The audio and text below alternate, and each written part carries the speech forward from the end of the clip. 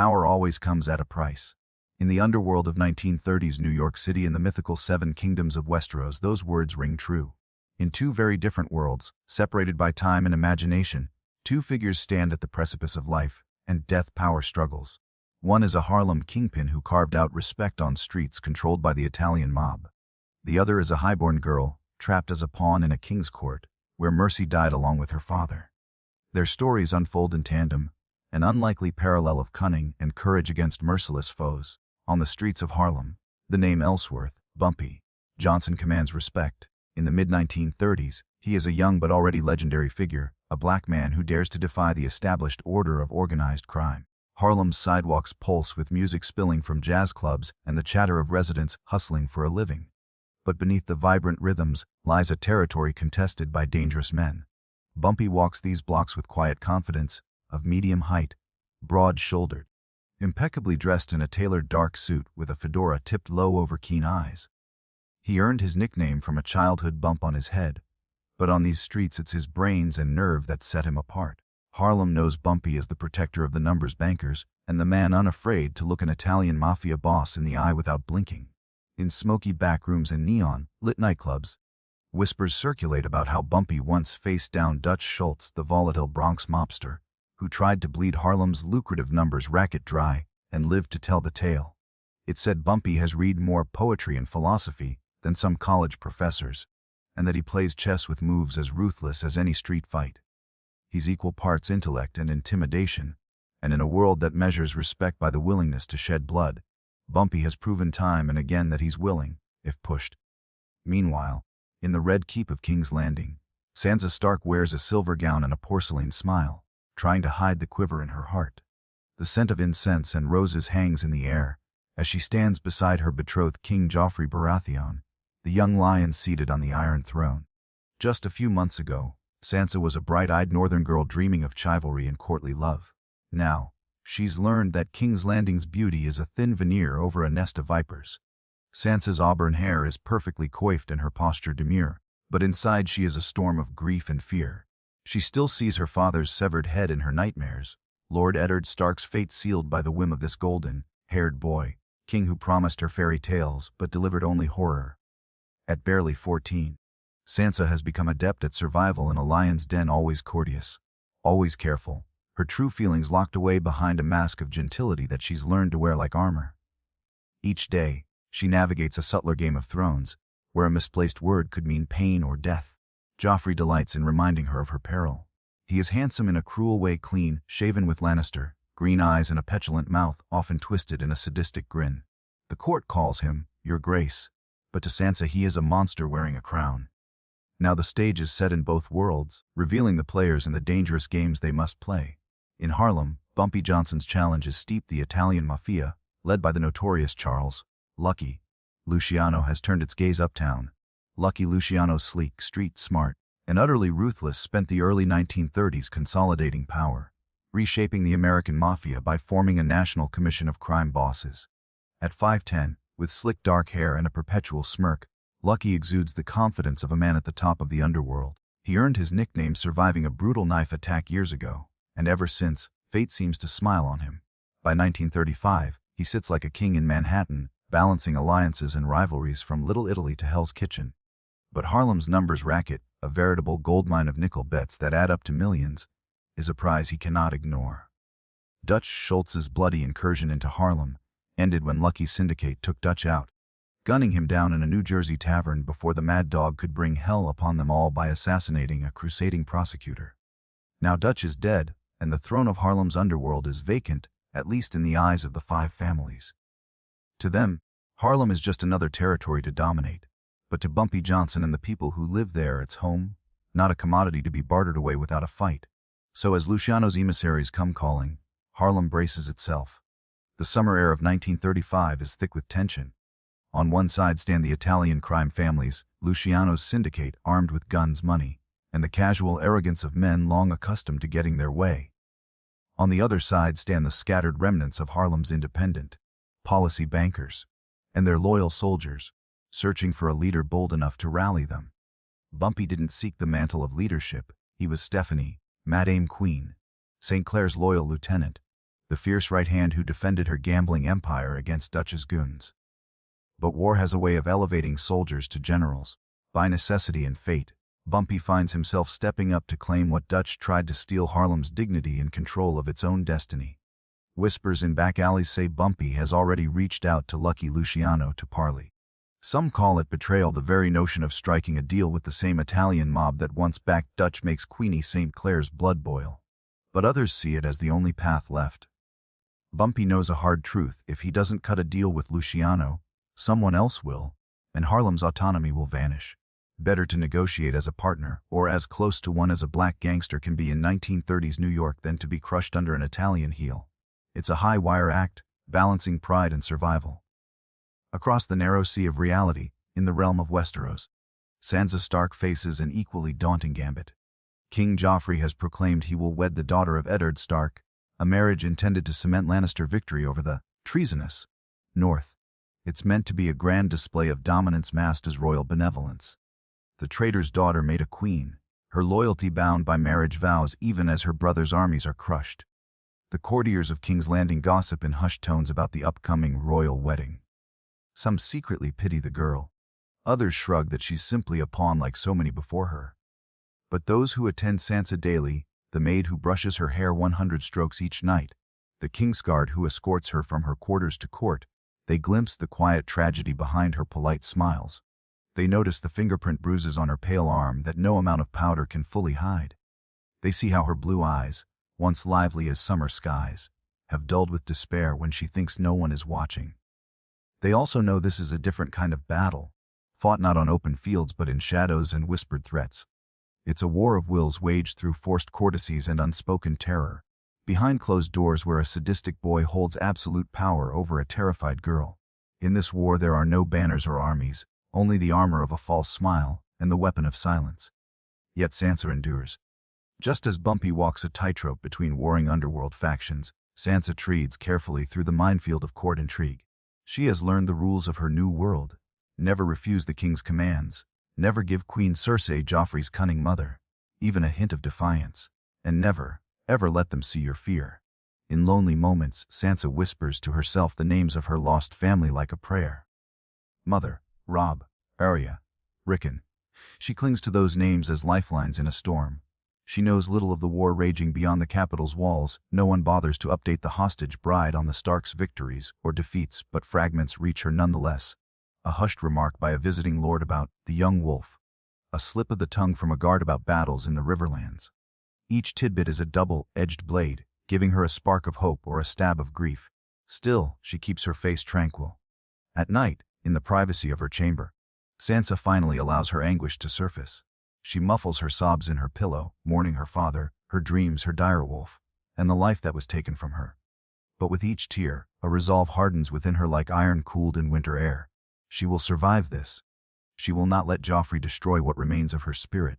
Inside Sansa Stark, a quiet flame still burns, the same northern fire that fueled her father's honor and her mother's courage. It keeps her alive one shivering dawn at a time, as she waits for any chance, any faint glimmer of escape or justice. Back in Harlem, night has fallen and the streets glisten under flickering neon signs. In a cramped apartment above a bakery on 116th Street, Bumpy Johnson prepares for a meeting that could determine Harlem's future. The room is sparse and tidy. On a scarred wooden table under a single dangling light bulb, Bumpy methodically cleans his revolver. He releases the cylinder, checks each chamber, then snaps it back in with a soft click. He hopes he won't need the gun, but hope isn't enough in times like these. Nearby, on a well-worn chessboard, an unfinished game waits for his next move. Bumpy often plays against himself to sharpen his strategic thinking. He glances at the board. The Black King is cornered by white rooks and knights. With a faint, wry grin, Bumpy reaches out and moves a lone black pawn forward, sacrificing it to open a path for the king's escape. Sacrifice for survival, a lesson he knows all too well. He slides the pawn off the board and murmurs into the stillness. Always watch the long game. In King's Landing, Sansa is also being readied for what tomorrow brings. It's the eve of her wedding. By flickering candlelight, she stands on a marble dais in her chambers as seamstresses and ladies fuss around her, adjusting the final stitches on her bridal gown. The dress is magnificent and heavy, all shimmering crimson silk and gold brocade. embroidered with prancing stags and roaring lions, the sigils of her new house. Only one detail marks it as Sansa's along the hem. Nearly hidden in the folds, a direwolf is stitched in silver thread, a ghost of her true self at the very edge of her royal attire. Queen Cersei prowls around Sansa like a lioness inspecting prey. She plucks a non-existent speck of dust from the gown and tuts. This will never do. Tighten the bodice, the girl must be the picture of regal grace. The head seamstress hastens to obey, tugging the laces at Sansa's back. Sansa bites the inside of her cheek to stifle a gasp as the gown squeezes her ribs, forcing her into breaths as shallow as a bird's. Cersei leans in, cool fingers tilting Sansa's chin up. A queen must wear her strength proudly, my dear. The queen regent purrs, her voice all sweet poison, no matter how much it hurts. Sansa meets Cersei's emerald gaze for just a heartbeat. She sees the warning there, and perhaps a spark of cruel satisfaction.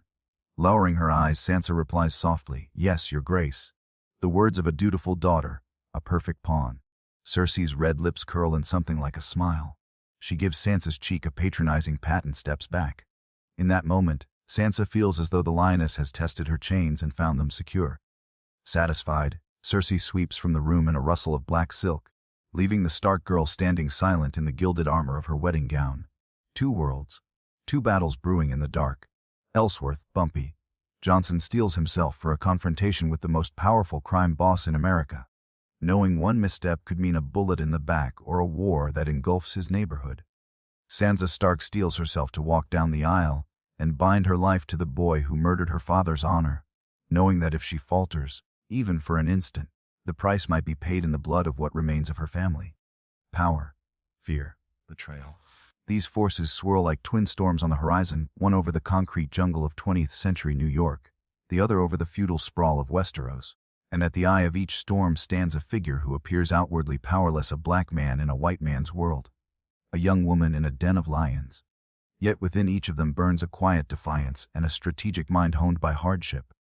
The night before the reckoning, both Bumpy Johnson and Sansa Stark lie awake in their respective worlds, hearts pounding at what the dawn might bring. Neither sought this fight, but both will meet it head-on. The die is cast, and tomorrow's choices will shape their destinies, on the streets of Harlem and in the halls of King's Landing alike. Dawn breaks over King's Landing in a haze of gold. Bells peal from the great sept of Baylor, their high, melodious clang announcing a royal wedding day. In the bustling courtyard of the Red Keep, Sansa Stark glides toward the waiting ornate wheelhouse, flanked by 4 Kingsguard in polished armor. She is a vision in ivory silk now, a lighter ceremonial gown for the sept, with the Lannister crimson cloak of her new house draped over her shoulders. The cloak's weight feels like a yoke. Under your protection, she reminds herself, heart twisting at the bitter irony. Joffrey had insisted she arrive cloaked in Lannister colors, since her traitor father isn't here to do the honors. The morning air is already warm. Small folk line the streets to watch the procession to the sept, kept at bay by gold cloaks holding pikes. They cheer out of duty, voices calling, "Long live King Joffrey! Long live Queen Sansa!" Sansa hears the words through a dull roar in her ears. Her hands tremble in her lap, and she folds them tightly to hide it. Across from her in the wheelhouse sits Lord Tywin Lannister, the hand of the king and Joffrey's grandsire, stern in his crimson doublet. He studies Sansa with an unreadable gaze. To him, this is a day of triumph, the final subjugation of Stark power. Sansa lowers her eyes under that penetrating stare, focusing instead on the embroidered lions that dance across her skirts. They reach the great sept, and soon Sansa is walking down the aisle on the hand's arm. Hundreds of candles light the massive septorium, casting flickering halos around towering statues of the Seven. The faces of the gathered nobility blur together, as Sansa keeps her gaze fixed ahead, where Joffrey stands near the altar. The king cuts a gallant figure in rich black and gold breeches and a fur-trimmed cape, one hand resting on the pommel of a decorative sword. He wears a shallow smile that might almost pass for fond, but Sansa knows the truth behind that thin veneer. She can sense the excitement rolling off him. He is enjoying this, she realizes. Enjoying the spectacle of the once proud Stark daughter meekly offered up to him. Easy, now. Lord Tywin murmurs as Sansa's steps falter momentarily on the marble floor. She hadn't realized she'd slowed. She forces herself forward, one step after another, as if walking to the edge of a great precipice. They reach the altar. Sunlight spears down through the crystal dome overhead, making the gold thread in Sansa's gown glitter with each tiny movement. Joffrey steps forward, bright-eyed. Tywin releases Sansa and retakes his place among the witnesses. Sansa is acutely aware of all eyes upon her, the curiosity, the envy, the pity. Off to the side, she spots Tyrion Lannister, Joffrey's uncle, watching with his mismatched gaze. The dwarf stands rigidly. Sansa can just make out the ghost of sympathy on his face before she looks away. The High Septon raises his crystal and gold crown high for silence. The bells cease, leaving a reverent hush. A deep breath. The ceremony begins. "Who comes before the gods this day?" intones the High Septon, his voice echoing. Joffrey answers, clear and prideful. Joffrey of the House Baratheon, the first of his name, King of the Andals and the First Men. Lord of the Seven Kingdoms, here to wed and cloak the Lady Sansa of House Stark. His proclamation rings in Sansa's ears of House Stark. Even now they haven't stripped her of her name. They don't need to. By day's end she'll be Lannister in all but blood. The Septon turns kindly, cloudy eyes upon her. And who comes to be cloaked and wed? Sansa's throat is so dry she can barely whisper. Sansa of the House Stark, she manages. Daughter of Lord Eddard Stark, here to be wed. She cannot quite say, cloaked under the king's protection. The words stick like thorns. But the Septon seems satisfied. He nods to a waiting acolyte, who steps forward with a folded cloth of wolf grey. The Stark colors her father's cloak, slightly frayed and smelling of cedar. Sansa's fingers tremble as she brushes the familiar wool. Father traditionally. A bride's father would drape her once more in her family cloak, then give her away to be cloaked anew by her husband. In Ned Stark's absence, the duty falls to King Joffrey himself. Joffrey plucks the Stark cloak from the acolyte's arms. Sansa turns to face him, kneeling slightly so he can reach her shoulders. The Septon's voice booms through the sept. "You may cloak the bride and bring her under your protection." Joffrey shakes out the old wolf-marked cloak. For a heartbeat, his eyes meet Sansa's, the green of them alight with something between triumph and mockery. Then, with a theatrical flourish, he sweeps the Stark cloak off Sansa's shoulders and casts it aside. Gasps ripple through the gathered crowd at the show of disrespect. Sansa's heart lurches. That cloak was the last physical piece of her father's love, and now it lies crumpled on cold stone. She fights the sudden urge to snatch it back. Joffrey doesn't even glance at the discarded grey wool. He takes up the rich red cloak of House Baratheon, Lannister, the one Sansa's been wearing since morning, and fastens it proudly at her throat. His fingers brush against her skin as he ties the ornate lion clasp. They feel ice cold to her. Leaning in, Joffrey whispers so only she can hear, "There. Much better." To any onlookers it might seem a tender word for his new queen, but Sansa hears the smug satisfaction dripping from each syllable. The cloak settles heavily around her, red folds enveloping the last of her Stark grey. "Under your protection," Sansa murmurs aloud, echoing the ceremony's words as required. The phrase tastes bitter as bile. She is now cloaked as a Lannister Baratheon, a prize symbolically claimed. The Septon begins the prayers and vows. Sansa drifts through them half aware, kneeling and standing at the prompts, reciting the rote lines the Septa made her memorize. "Father, Smith, warrior mother, maiden crone. Stranger, hear our vows." Her voice sounds distant in her own ears. She catches only fragments of Joffrey's vows. He speaks loudly for the crowd, promising to be a loving husband and protector. With a slight smile curling his lips. Loving husband. Sansa's stomach turns at the hypocrisy, but she keeps her face still as marble. When it comes time for her pledge, she forces the words out evenly. "I, Sansa, take you, Joffrey, to be my lord and king, and pledge to serve you faithfully, to love." So the word nearly chokes her, and to obey. At that, Joffrey's smile broadens into something real, bright and viciously content. The Septon raises his hands. "In the sight of the seven, I do solemnize these holy bonds. Let all here bear witness King Joffrey and Lady Sansa are one flesh, one heart, one soul, now and forever. Let no man put asunder what the gods have joined." A cheer rises through the sept. The choir begins a joyful hymn as Joffrey takes Sansa's hands and pulls her toward him. He plants a kiss on her lips, firm, possessive, lingering just long enough to make her cheeks burn in humiliation. Sansa cannot kiss back. She only endures, eyes shut, until he releases her. The crowd is applauding. Joffrey turns and raises their joined hands high for all to see the handsome young king and his beautiful Stark bride, cloaked in his colors. Sansa's vision blurs with tears she refuses to shed. "Smile," Joffrey hisses from the corner of his mouth, even as he waves cheerfully to the onlookers. Sansa forces the corners of her lips upward into what she prays looks like a happy smile. Inside, she feels something in her soul twisting, fraying an intangible last thread connecting her to that innocent girl from Winterfell. With that public kiss, that last vow, Sansa Stark has effectively died. In her place stands Joffrey's queen. As the newlyweds lead the procession out of the sept, rose petals drift from above in a flurry of crimson and gold. "Queen Sansa!" voices cry. Sansa keeps her head high, the perfect image of a demure, radiant bride. But beneath the mask, her mind screams in silent anguish. "I am the blood of Winterfell," she tells herself desperately, "the blood of the wolf." She imagines her late father's voice, steady and warm. "You are a Stark of Winterfell. You are not alone."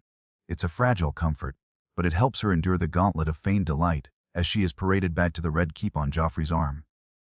That same morning, sun glares bright over Harlem. The heat of late summer beats down on 125th Street.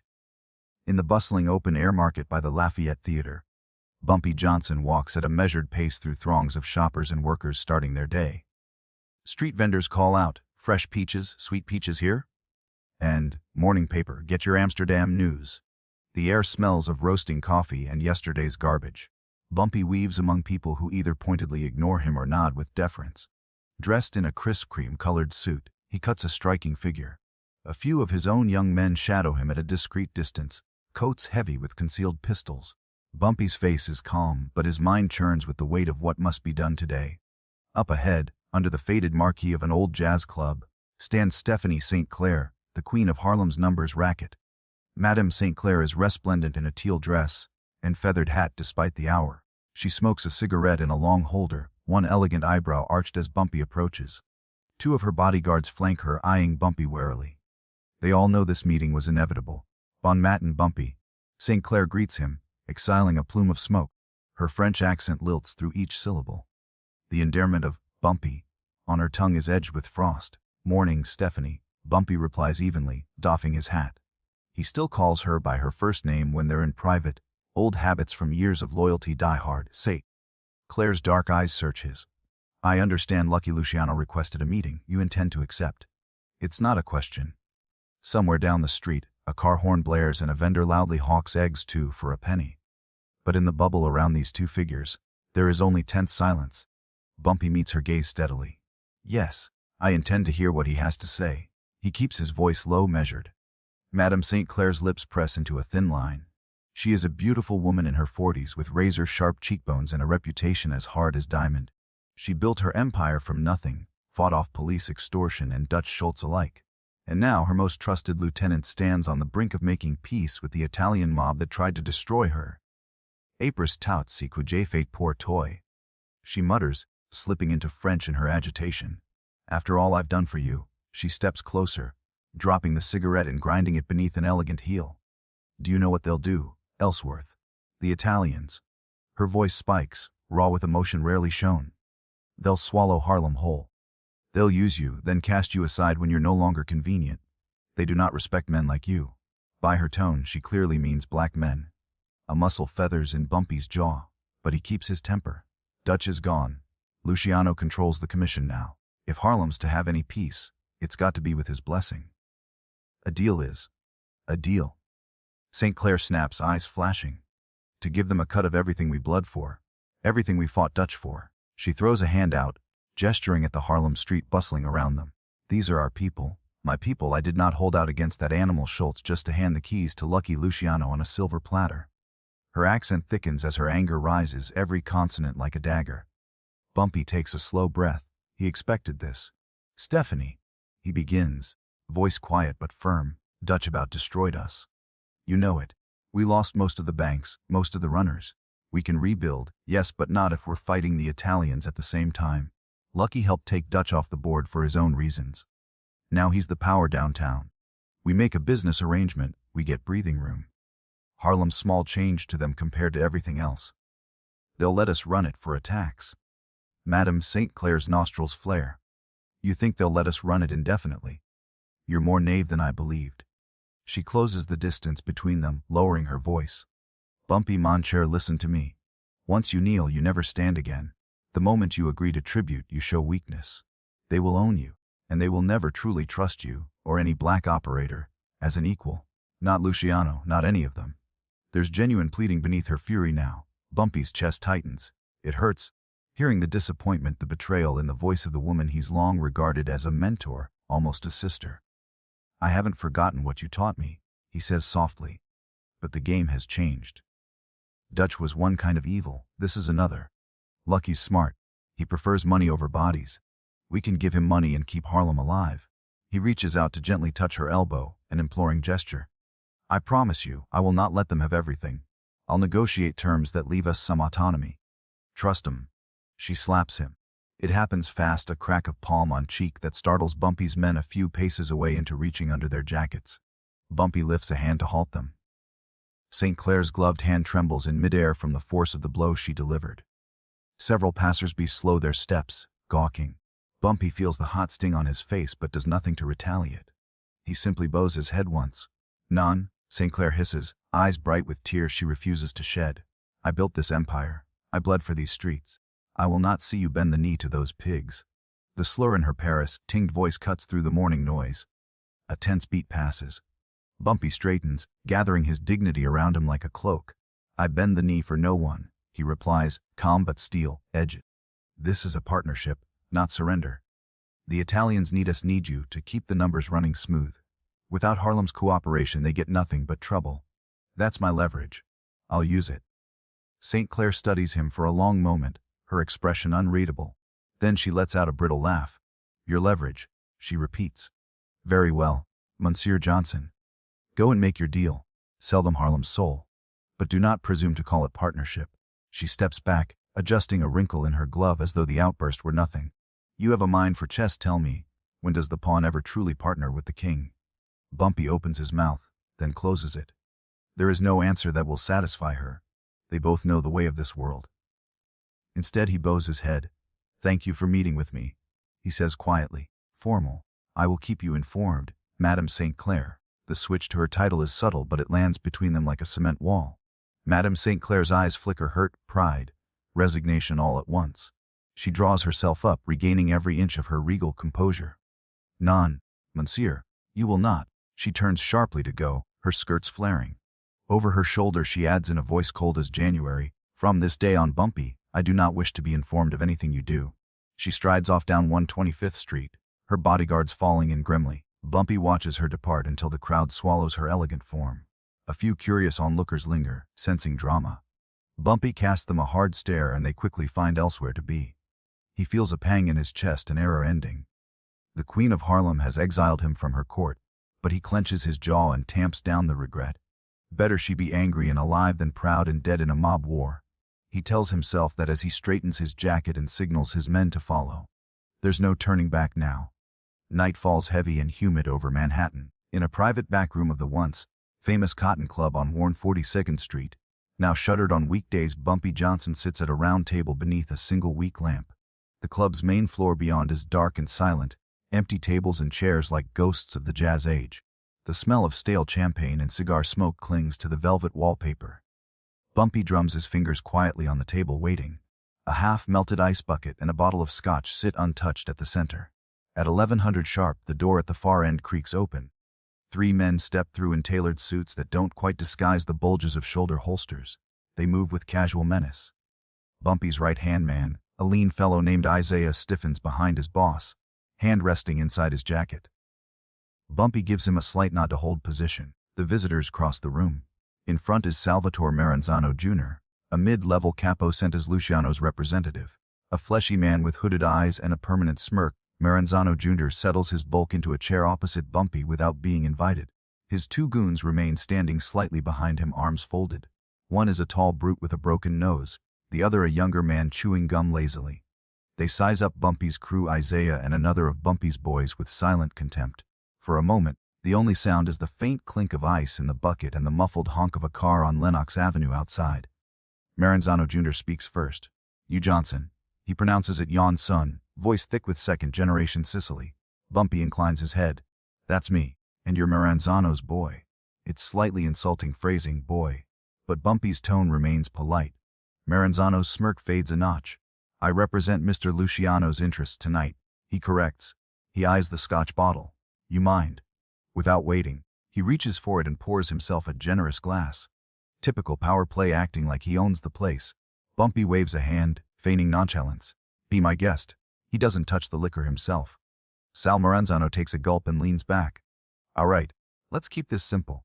Lucky's got an offer for you. He pulls a cigar from an inside pocket, rolls it between thick fingers. Harlem's numbers, all of it, now comes under our protection. In return, Mr. Luciano is prepared to let you, Mr. Johnson, remain as the operational man up here. You'll continue running things, collecting bets, paying winners, all that for us. He pauses to light his cigar. The flame throws dancing shadows across his oily grin. In exchange, you'll remit 40% of gross to Mr. Luciano's organization. The remaining 60 you can split with whatever colored associates you like. We don't care. We also ensure no other family or independent operator troubles Harlem again. You get peace and backing. We get our share. That's the deal. Isaiah emits a low hiss of displeasure behind Bumpy. 40% is a hefty bite, but Bumpy remains impassive. He folds his hands on the table. I appreciate Mr. Luciano's offer, he says carefully. But 60 for us, 40 for you, that's not quite in line with my thinking. Maranzano Jr. snorts, puffing out a cloud of blue smoke. No, enlighten me. His two thugs exchange a knowing smirk, as if Bumpy's input were irrelevant. Bumpy's dark eyes lock on Sal's. The way I see it, Mr. Luciano needs Harlem as much as Harlem might need Luciano. Numbers play in this neighborhood is a big pie. If he wants a piece, it's only fair we discuss percentages that reflect equal partnership. He enunciates equal pointedly. I was thinking more along 20% to you. 80 stays among the folks actually doing the work. At that, the broken-nosed goon actually chuckles, a short bark of laughter cut off by a glare from Maranzano Jr. Sal sets down his scotch with a thud. That's a real cute counter, Johnson. But you ain't exactly negotiating from strength here. He spreads his hands in mock sympathy. We took care of Dutch for you. Without us, your queenie would likely be 6 feet under and you along with her. Now Mr. Luciano is gracious enough to let you keep running your little games, rather than replacing you entirely. You should be kissing his hand and saying thank you, sir, not haggling over points like you have a choice. His goons nod along, arms tightening across their chests. Bumpy's face remains a polite mask, but a hot coil of anger stirs in his gut. He leans forward slightly, voice dropping. There's always a choice. Dutch made the mistake of thinking Harlem didn't have one. I'd hate for Mr. Luciano to make that same mistake. The atmosphere in the room crystallizes. Maranzano Jr.'s eyes narrow.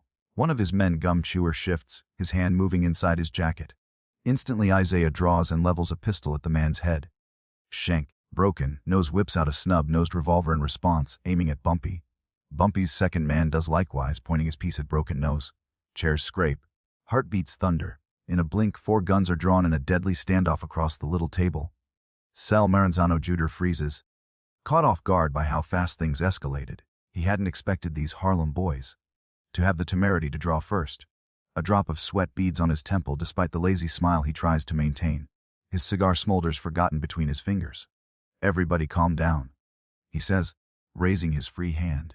The goon with the revolver keeps it trained on Bumpy's chest. Isaiah's aim at Gum Chewer's forehead never wavers. Bumpy hasn't moved from his relaxed pose, though his dark gaze flicks to each threat, assessing.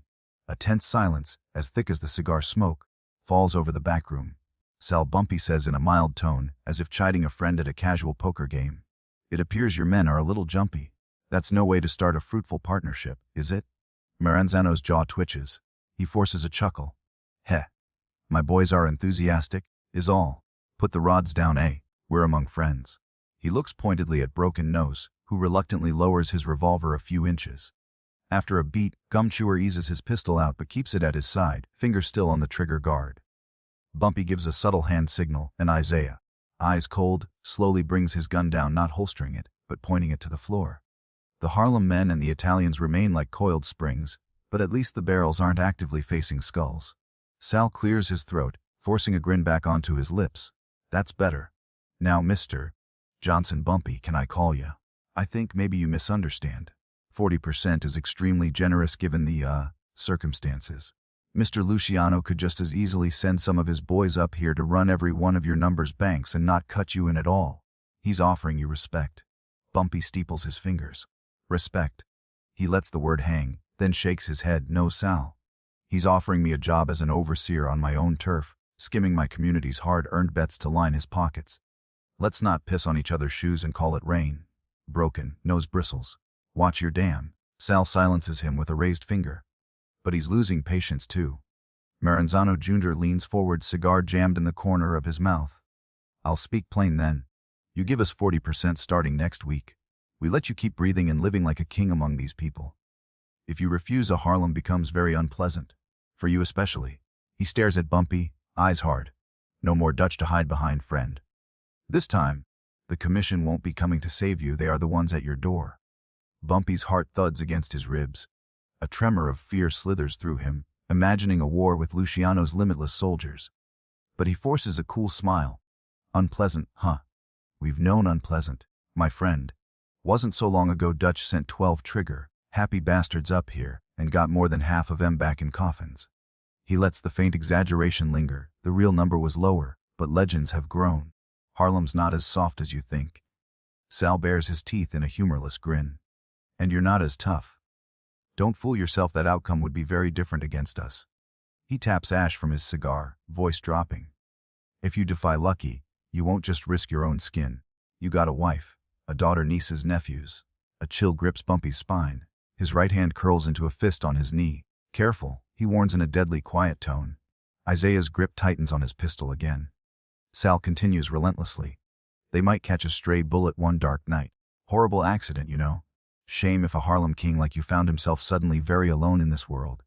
He says it almost gently, as if discussing weather, but the threat beneath is unmistakable. Gum Chewer gives a nasty little laugh. Bumpy's vision tunnels. For a heartbeat, the urge to flip the table and start the shootout then and there is almost overwhelming. He imagines emptying his gun into Sal's gut. Damn the consequences. But a cooler voice prevails. Not yet. Not like this. He forces himself to breathe. This negotiation is spiraling out of control, and if it fails now, it will be blood in the gutters by morning. He unclenches his hands and slowly stands. Immediately, the Italian goons stiffen, half raising their weapons. Bumpy makes a placating gesture, then adjusts his cufflinks as if merely stretching his legs. Even Isaiah flashes concern at this unplanned move. Bumpy steps around the table to stand a foot from Maranzano Jr.'s chair. Sal stands too, he won't be loomed over, and finds that Bumpy is only an inch shorter than him. Meeting him eye to eye, the two men regard each other in the dim light, entourages tense behind them like mirrored reflections.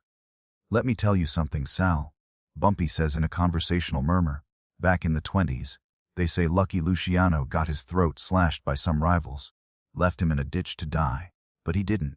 He crawled out. Lived, thrived, even, became stronger because of it. That's why they call him Lucky. Sal blinks, unsure of the point. Bumpy goes on quietly. Harlem's a lot like Lucky in that story. Folks have tried to cut our throat plenty. Left us for dead plenty. And each time, we've crawled out and kept on, maybe with a scar or two, but alive. Now Lucky stands at the top, because he's a man who learned from that close call. He learned not to overplay his hand, to make alliances instead of corpses when possible. Salvatore Maranzano Jr.'s smirk has vanished. He chews on Bumpy's words with a faint scowl. Behind him, broken, nose glances uncertainly at his boss. What I'm saying is, Bumpy continues, voice low and even, let's make an alliance instead of corpses. But alliances require respect on both sides. I respect Mr. Luciano's power, I do. I know what he's capable of, and what avoiding his displeasure is worth. But he needs to respect what we're capable of too. A lesser cut, yes, but steady. Long-term profit with Harlem running smoothly and quietly under someone who knows its every alley. Or, Bumpy tilts his head slightly, a messy takeover that'll cost him time, blood, and police heat, all for a bunch of bedraggled bets from church ladies and dishwashers. He offers a thin smile. I reckon Lucky Luciano's a smart enough businessman to choose the better investment. Silence. Gum Chewer's jaw hangs slightly open. Clearly he didn't expect such bold speech from the Harlem upstart. Isaiah watches like a hawk, ready to draw again at the first wrong twitch. Maranzano Jr. considers Bumpy through narrowed lids. The swagger in his posture has ebbed, replaced by something colder, more calculating. You have a high opinion of yourself, he says at length. Bumpy shrugs one shoulder. Only what I've earned. Sal's gaze darts to the side, perhaps imagining the headlines if Harlem erupts in open violence, or picturing having to tell Lucky how he botched negotiations by coming back empty-handed or with a street war started. He takes a long drag of his cigar, then stubs it out in the ashtray on the table. All right, Johnson, he says finally. My job was to deliver an offer and bring back an answer. I got your counter proposal. He smirks faintly. 20%, that's a laugh. But I'll tell the boss you wanted 30. Maybe he'll play ball at 35, and you settle for that and your teeth intact. Bumpy allows himself a small breath of relief that Sal is at least talking adjustments rather than drawing guns again. I appreciate that. Sal fixes him with a last hard look. Don't mistake this for weakness. If it were up to me, you'd already be in a pine box and I'd run your rackets myself. He leans in, close enough that Bumpy can smell the cheap scotch and cigar on his breath. But Mr. Luciano likes to avoid unnecessary trouble these days. Call it his softer side. The implication, Lucky's mercy has limits, so count your blessings, Bumpy, and pray he feels generous. Bumpy meets his stare unflinchingly. I'll await his reply. Maranzano Jr. grunts. He motions to his men. We're done here. The tension in the room drains by a fraction as the Italians turn to depart. Broken, Nose tucks away his revolver with a scowl at Isaiah. Gum Chewer blows a disrespectful bubble and pops it. Just as Sal reaches the door, he pauses and glances back over his shoulder at Bumpy. You know, we heard a lot about you, he says, almost an afterthought. This Harlem godfather, who reads poetry and smiles while he cuts your throat. He snorts. Gotta admit, you got spine, Johnson. Talking to us like that. There's a flicker of genuine respect in the admission, quickly buried under his customary sneer. Let's hope it ain't just a death wish. Bumpy inclines his head calmly. Safe travels, gentlemen. When the door closes behind them, Isaiah lets out the breath he'd been holding. Boss, that was. I know. Bumpy interjects quietly. His hands are steady, but only because he wills them so. In truth, his heart is pounding. That could easily have ended with his brains splattered across the jazz club's mahogany paneling. Instead, he's made Luciano's crew blink first, at least for now. He reaches for the scotch bottle at last, pouring 2 fingers and tossing it back in one swallow. The liquor burns a trail of fire down to his gut, steadying him. They'll be back in touch, he says, adjusting his tie as if concluding a polite business meeting. We'll see how much real respect they're willing to show. Isaiah tucks away his pistol, eyes still wide at what he just witnessed. Hell, I thought they were going to kill us when you started lecturing that fat bastard. Bumpy almost smiles. So did I, for a second there. The fleeting grin fades as he feels the sting on his cheek where Madame St. Clair struck him earlier. He's paid a price already today, the trust of someone he admired, and further prices will come due, he has no doubt. But if it means Harlem avoids a war and his people get a slice of what's theirs, he can bear it. He pats Isaiah's shoulder. Let's go. I need some fresh air. And perhaps, he thinks, to send someone to quietly keep an eye on Madame St. Clair tonight. She'll never ask for his protection, but he'll give it regardless. Luciano's men might hold a grudge enough to make an example of her, and Bumpy would never forgive himself if harm came her way. As Bumpy Johnson and his men slip out into the hot Harlem night, somewhere across town a telephone will soon ring to inform Lucky Luciano of the Harlem gangster's audacity. What comes of that will shape the fate of Harlem's underworld. For now, Bumpy lights a cigar of his own and tilts his face to the sky, exhaling a cloud of smoke into the darkness. The die is cast. All he can do is play his hand and see if luck or Luciano's pragmatism will favor him. Back in King's Landing, the newlyweds' procession returns to the Red Keep amidst fanfare and feasting preparations. By early evening, the throne room has been transformed into a grand banquet hall. Long trestle tables groan under the weight of roasted meats, fresh trout and lemon cakes. Pennants bearing the crowned stag and lion hang from pillar to pillar. Hundreds of candles and golden chandeliers bathe the hall in a warm glow. The wine flows freely. Lauder and music echo off the vaulted ceilings. To the casual observer, it is the picture of royal celebration. At the head table on an elevated dais sit King Joffrey and Queen Sansa. Joffrey is in high spirits, flushed from drink and adulation. Every so often he raises a hand to quiet the crowd for another toast in his honor, or some jape at someone else's expense. Sansa sits stiff and silent beside him, the fixed smile on her face beginning to ache at the corners of her mouth. The bodice of her gown is still cinched uncomfortably tight, Cersei's deliberate handiwork, making each breath a conscious effort. Now and then Joffrey reaches over to pat her hand or play with a loose curl of her hair, a pantomime of marital affection for the court's benefit. Each time, Sansa fights not to flinch at his touch. She scans the hall discreetly. The High Septon has departed, but the high table is still crowded. Queen Cersei on Joffrey's other side, looking smug and splendid, Prince Tommen and Princess Myrcella further down, giggling with their tutors over some private joke. Tyrion Lannister, now relegated to a lower seat since he's no longer hand, pours another cup of wine, pointedly ignoring his nephew's antics. Margaery Tyrell and her formidable grandmother Lady Olenna sit among the guests.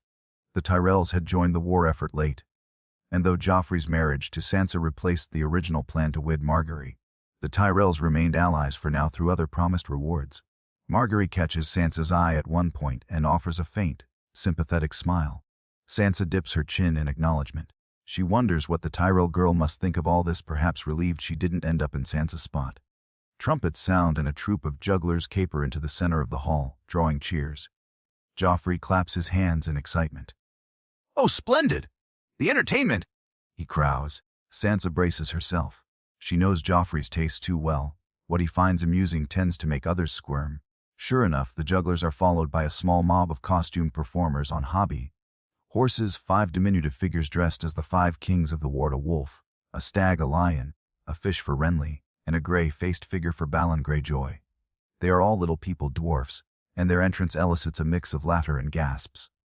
One is clad in crude furs and a wolf's head mask clearly meant to represent Robb Stark, her brother. Sansa's stomach lurches. Another wears a blonde wig askew on his head and prances about, mimicking Joffrey himself. That one the king finds hilarious. He throws his head back in wicked laughter. The dwarfs begin a body mock melee, smacking each other with bladder, cudgels, and falling over in exaggerated death throes. The Renly, fish character's fake sword accidentally knocks over a goblet, splashing wine across Lady Olenna's skirts. She leaps up with a start, cursing under her breath. Peals of coarse laughter roll through the hall as the Balon Greyjoy dwarf pretends to drown in an oversized wine bowl. Sansa feels ill. This grotesquerie is meant to celebrate Joffrey's victory over all the other kings, which is to say, the Lannisters' victory over her father and her brother's cause. She balls her hands in her lap, nails digging into her palms through her gloves. Robb is still alive and fighting, she tells herself. This performance is premature, and yet a clawing dread has her in its grip. Why this show specifically? Why tonight? Joffrey is beside himself with glee. "Wonderful, marvelous!" he cries, tears of laughter shining in his eyes as the wolf, king, dwarf is knocked down by the young stag, the fox Joffrey. "Did you see that, my love?" He cackles, nudging Sansa hard in the ribs with an elbow. "My dear Stark, look how your brother falls to his knees." Everyone within earshot roars at the crude pun. Sansa tastes blood where she's bitten her tongue. Mercifully, the horrible pageant ends with the dwarf kings collapsing in a heap, dead, or submitting, to the triumphant lion and stag who link arms and prance around them. Joffrey stands, applauding loudly, encouraging the court to do the same. Most obey, though the Tyrells and Tyrion clap with measured politeness at best. Sansa forces her hands together in a semblance of clapping, but no sound comes from her numb palms. Joffrey snaps his fingers and servants dart forward to clear space. The herald announces the first courses of the feast's conclusion, the grand pies and desserts. 2 enormous crusted pigeon pies are wheeled in, prompting delighted murmurs. The plan is for Joffrey and Sansa to cut them together, releasing live doves as a sign of peace and fertility. Sansa rises dutifully with her husband as a squire presents them with a long silver pie knife. She prays her hands do not shake. They stand before the towering pie. Doves coo within, rustling the crust. "On 3, my sweet," Joffrey whispers, covering her hands on the knife's hilt. 1, 2, 3. They slice down through the pastry. At once, the pie cracks open and a flurry of white doves burst out, flapping wildly about the hall. The crowd oohs and ahs. One dove, dazed, flutters only a few feet before alighting on the rim of Joffrey's wine chalice. Joffrey, perhaps still in a jocular mood, snatches the bird in one hand. It flaps frantically. With the other hand he picks up a carving knife. Sansa's eyes widen. Oh gods, no.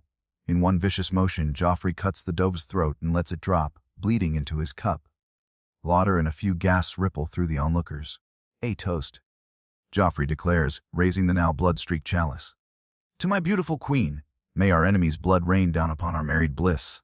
His sycophants cheer and echo the morbid toast. Sansa feels the pie knife slick in her grip. She's nearly crushed the handle in horror and anger. Joffrey downs a great swallow of wine, heedless of the dove's blood trickling down his chin. He sighs in satisfaction, then shoves the cup toward Sansa. "Your turn, my lady, have a sip." Sansa wants to retch. The metallic tang of blood mixed with sweet wine assaults her nose. But dozens of faces are watching. She sees Cersei smirking over her goblet, waiting to see if the Stark girl balks. Sansa musters every ounce of poise and reaches for the cup. Before she can, however, a voice rings out over the den. "Your Grace!" Surely it's unlucky to make the queen drink dove's blood on her wedding night, calls Lady Olenna Tyrell, fanning herself. The hall titters. Olenna's wrinkled face breaks into a grin. Save that for betting some other maiden. Dear boy. Laughter erupts, some shocked, some scandalized, most amused at the old lady's brazenness. Joffrey's purpled face registers offense, then mirth. He giggles and waves off Sansa. "As you say, my lady," he hollers back. "We wouldn't want to spoil my lovely bride's appetite." He snatches back the chalice and gulps the rest himself for good measure. Sansa exhales quietly, relieved. Lady Olenna meets her eyes briefly from across the room and gives the slightest nod of solidarity. The reprieve is short-lived. Joffrey, drunk and brimming with malice, is scanning for his next amusement. His gaze lands on his uncle Tyrion, who is conversing quietly with Sansa's fool. Dantos Hollard, disgraced knight turned fool whom Sansa once saved from Joff's cruelty. Tyrion offers a strained smile to Joffrey across the tables. That's all the invitation the king needs.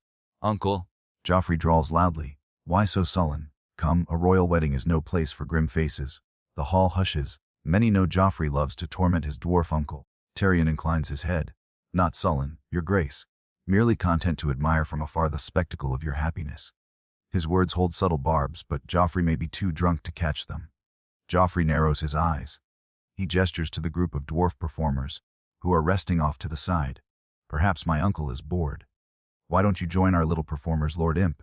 You could ride a pig and play the Giant of Lannister how?" A few sycophants dutifully laugh. Tyrion's face darkens. "That's not necessary." "Oh, but I insist." Joffrey crows. "It's been too long since we've had the pleasure of seeing you jest, uncle. Or perhaps you can jest with Lady Sansa as your mount." He roars at his own wit. Sansa's cheeks flame as scattered snickers fill the air. She meets Tyrion's gaze. To his credit, Tyrion looks more concerned for Sansa's humiliation than his own. At that moment, a commotion at the doors draws attention.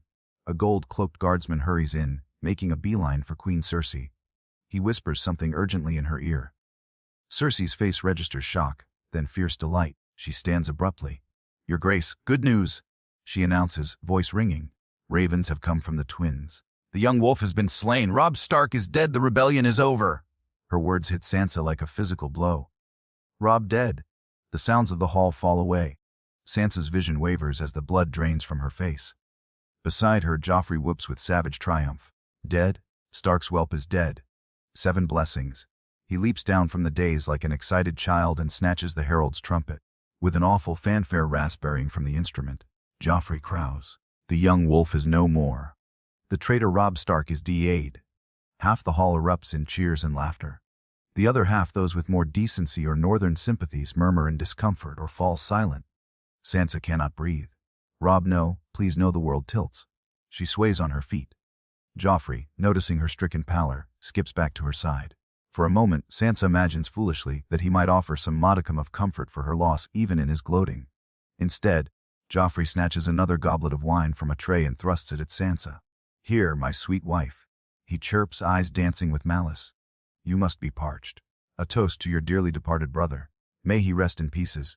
When Sansa makes no move, he seizes her hand and wraps it around the goblet himself. His nails bite into her fingers. "Drink," he commands under his breath, too low for the hall to hear. Queen Cersei, flush with victory, taps her own glass lightly.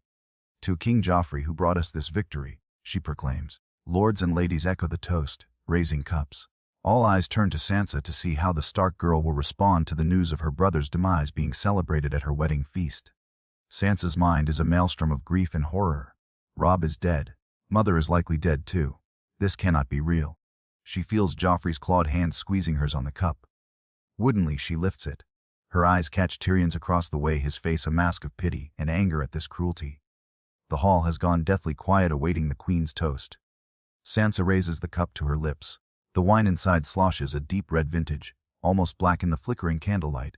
Joffrey's grin widens in anticipation of forcing her to toast her own family's murder, power, fear, betrayal. The words ring in Sansa's head like a knell. She realizes with sudden clarity, they will never stop tormenting me. Not as long as Joffrey lives. They will kill everything Stark in the world, piece by piece, until I have nothing. A strange calm falls over her. Sansa lowers the cup a fraction and speaks, voice steady and carrying in the silence. To King Joffrey, my beloved husband, and to the Lannisters who have finally brought peace to Westeros. She turns toward Joffrey, who blinks in surprise at her bold, clear tone. A few in the hall clap appreciatively at her seeming loyalty. But Sansa is not finished. Gazing up at Joffrey's handsome, wicked face, she adds softly, "May you always know the peace you have given others." Before Joffrey can parse the subtle bitterness beneath her toast, Sansa Stark touches the rim of the goblet to her lips and takes a long sip of the dark red wine. Joffrey beams, smugly satisfied that he's bent her to his will yet again. He lifts his own cup high. "Well spoken, my queen," he declares. Then he downs the remainder of his wine in one gulp. Moments later, the King of Westeros sets his empty goblet on the table and coughs. Once, twice. A strange look crosses Joffrey's face. He opens his mouth to speak, but only a strangled croak emerges. Suddenly, he doubles over, clutching at his throat. Nearby guests rise in alarm. "Your Grace," calls out Margaery Tyrell, eyes wide. Joffrey coughs again violently and staggers forward off the dais, knocking over a flagon of wine. He's retching now, a wet, desperate sound. Confusion sweeps the hall. Some think he's choking on food. King's guard rush toward him. Queen Cersei screams her son's name and flies from her seat to catch him as he sinks to his knees on the floor. Joffrey's face is turning a mottled purple-red. He claws at his throat, eyes bulging in terror. Sansa stands rooted to the spot, goblet still in hand. Her heart hammers. She knows what this is: poison. Something in the wine. There is chaos erupting, shouts for a master. People knocking over chairs to get clear. Tyrion has vaulted up to the dais, reaching Cersei's side as they try to support Joffrey. Blood streams from the king's nose now, his coughs wet and agonized. In the midst of the confusion, a tug at Sansa's elbow nearly startles her out of her skin. She whirls to see Dantos the fool at her side. His gestures had askew, eyes fearful. He whispers urgently, "Your Grace, we must go. Now." He's tugging her toward a servant's door behind the dais. Sansa hesitates. Should she flee? If Joffrey dies, they will surely cast blame somewhere. Perhaps on Tyrion, perhaps on her. The thought clarifies in her mind whether she had a hand in this or not. She will not be safe here a moment longer. Sansa throws one last look at the tableau on the floor. Joffrey is sprawled on his back now, limbs jerking in spasms. His mouth opens and closes like a fish out of water, no sound but a gurgle emerging. King's Landing's vicious boy, King is dying before her eyes. A curious numbness fills Sansa's chest. Not grief, not yet, more a stunned disbelief that this nightmare might truly be ending. Before she turns away, she steps forward a pace, the din of screams and confusion swirling around them like a storm. No one is watching her at this precise instant. All focus is on Joffrey convulsing. Sansa sinks gracefully to her knees beside the writhing king. Cersei is shrieking for help, cradling Joffrey's head. The king's purpled eyes roll wildly. He seems to see Sansa there and raises a trembling hand toward her, as if pleading. Sansa leans in, bringing her lips near Joffrey's ear. In a voice barely above a breath, she whispers 4 words, so soft that only he can hear. The North remembers. Joffrey. Joffrey's eyes flare with bewilderment and fear. For one split second, Sansa Stark and Joffrey Baratheon lock gazes, and in hers he finds not the broken, terrified girl he tormented, but a cold, steady calm. A hint of a smile ghosts across Sansa's lips. Then Joffrey's hand falls limp. His body arches once, then collapses with a final shudder. The boy, King, lies still, blood seeping from his nose over Cersei's golden gown. A roar of anguish rises from the Queen Mother. Tyrion draws back in horror. The hound who had slipped into free food and owl curses under his breath. The Kingsguard fan out, shouting for the doors to be barred. Sansa rises to her feet. The hall is descending into chaos, accusations flying, Margaery sobbing, courtiers rushing for exits only to be held at sword point by guards. Dantos tugs frantically on her sleeve. "Your Grace, please!" he begs. Sansa's trance breaks. She drops the goblet from her fingers. It hits the floor and rolls, the last drops of poisoned wine trickling out like dark tears on the marble. Then she gathers her skirts and slips away behind the dais with Dantos, unnoticed in the uproar. They flee through servants' corridors that echo with alarms. Dantos leads her through a hidden postern gate, out into the night. A dense fog has rolled in from Blackwater Bay, cloaking their passage across the castle grounds. Sansa moves like one in a dream, her wedding gown snagging on brambles, delicate slippers soaking through in the dewy grass as they hurry. Behind them, bells begin to toll and indistinct shouts carry. "The king is dead! The king is dead!" At a small sally port in the outer wall, a hooded figure awaits with a boat. Peter Baelish, smiling thinly in the gloom. He ushers Sansa and Dantos into the skiff. the little boat pushes off, cutting through dark water toward a larger ship anchored safely beyond the harbor. Sansa does not ask questions. She sits in the bow, staring back at the glowing silhouette of the Red Keep on its hill. Bells are ringing there, small and frantic. Her breath trembles in her lungs. In the space of minutes, everything has changed. Joffrey Baratheon is dead by cunning or by fate. She isn't even sure. She only knows she whispered into his ear as the last light left his eyes, and she saw fear of her. The girl he had stripped and beaten and tormented at every turn. At the very end, for just an instant, she held power over him. Sansa closes her eyes, a single tear finally slipping down her cheek. It is a tear for Robb, for her mother, for all the family she's lost. But perhaps, too, it is a tear of release. The worst of her tormentors is gone. She is free of King's Landing at last, however uncertain the path ahead. As the boat rocks beneath her, Sansa Stark allows herself a long, shuddering breath of salt, tinged air, her first as a widowed queen and a girl unchained. Under the cloak Peter draped around her, Sansa's hand finds the small hard shape, hidden in the gown's seam, a black gemstone from the hairnet Lady Olenna Tyrell had fiddled with as she gave Sansa that timely reprieve. The stone is gone, dissolved into Joffrey's wine, leaving only a sticky residue. Sansa lets the empty setting fall from her fingers into the bay's dark waters. She says no prayer for Joffrey's soul. The ship looms ahead, lanterns guiding them in. As they prepare to climb aboard, Peter Baelish reaches to help Sansa up. He searches her face with a strange mix of triumph and tenderness. "You have nothing to fear now, my lady," he whispers. "You are going home." Home. The word tastes like hope. Sansa wraps the cloak tightly about herself and steps onto the deck. The ship's sails unfurl, catching a brisk night wind.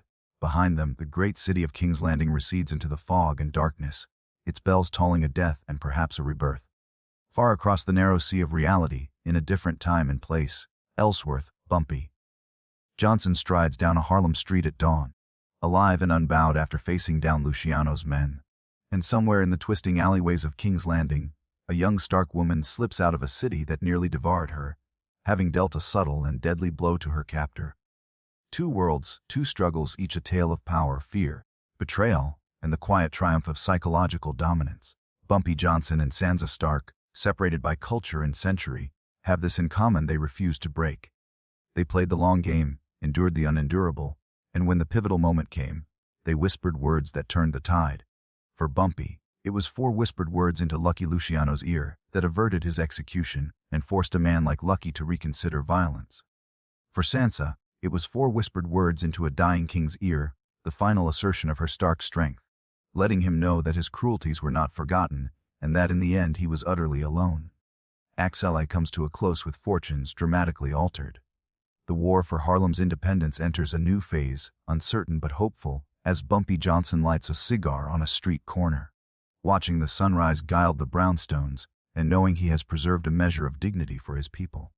In Westeros, the War of 5 Kings hurtles toward conclusion with the death of its cruelest king, as Sansa Stark vanishes, like a ghost from the scene of her oppressors, sailing toward the unknown horizon of her fate. The echoes of whispered words linger in the air, and the theme resounds even in the face of overwhelming power. A single moment of courage, a single act of strategic boldness, can tip the scales. Power, fear, betrayal, these forces have shaped our twin sagas. But it is the quiet strength and cunning of those once considered powerless that ultimately carry the day.